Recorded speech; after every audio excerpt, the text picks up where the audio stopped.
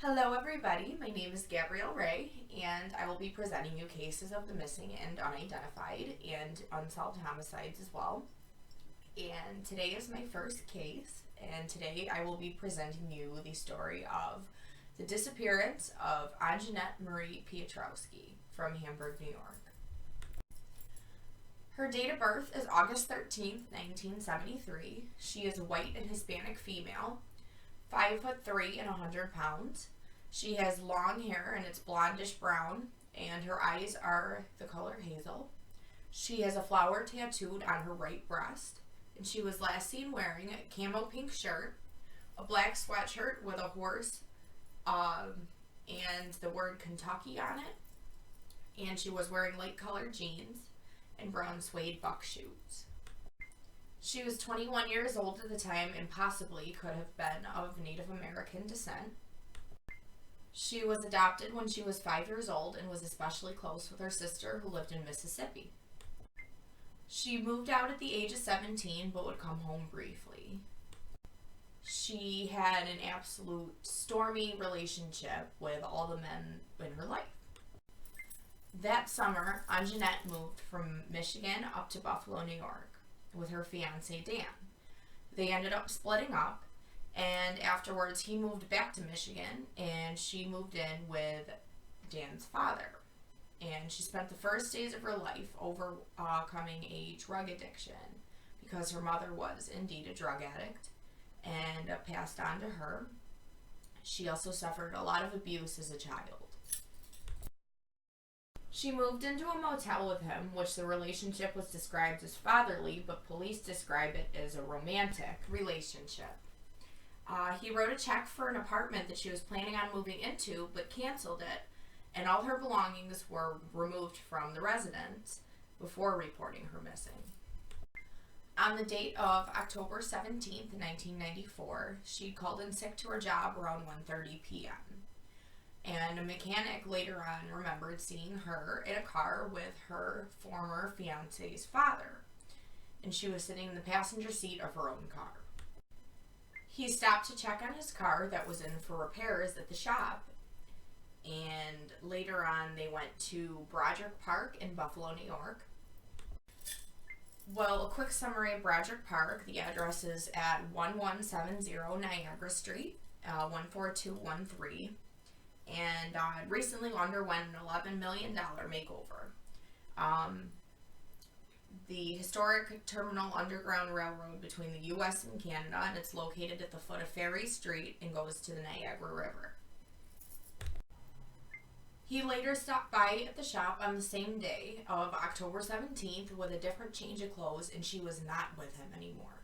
And after that, she was never seen or heard from again. Though he claims that she drove towards Niagara Street and was never seen again, her family believes different.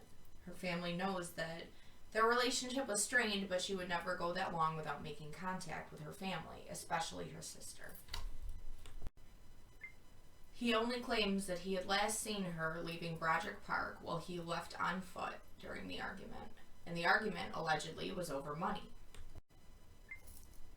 He claims that the two of them had an argument and he ended up walking home. Police found a clump of hair at his hunting camp, but the DNA results were inconclusive. He later moved to Louisville, Kentucky, and refused to work with authorities.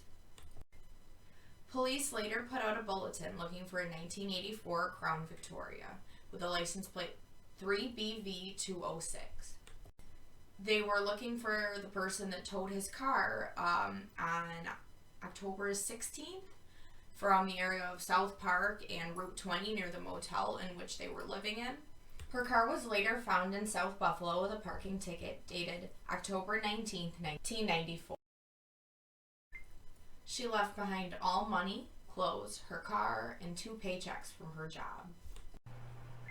There are a couple conclusions that could be drawn from this disappearance, and albeit foul play with either her father-in-law or somebody else that she had run into while driving away down Niagara Street.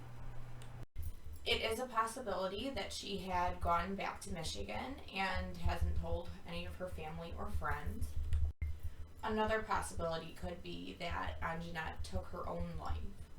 which I am praying is not what really did happen. I am praying that she is still alive and that one day she will be found. Missing people in America and worldwide, for that matter, is a silent issue that needs to be addressed. And these people they have families. They have families that care about them and that love them and that wonder what have happened to them ever since their disappearance. The case of Anjanette Piotrowski is just one of the many millions of people that are missing in America and missing in the world today. Keep your eye out for Anjanette Piotrowski, please. Once again, she is 5'3", 100 pounds, hazel eyes, and brown hair. She may possibly be of Native American, Hispanic, or white descent.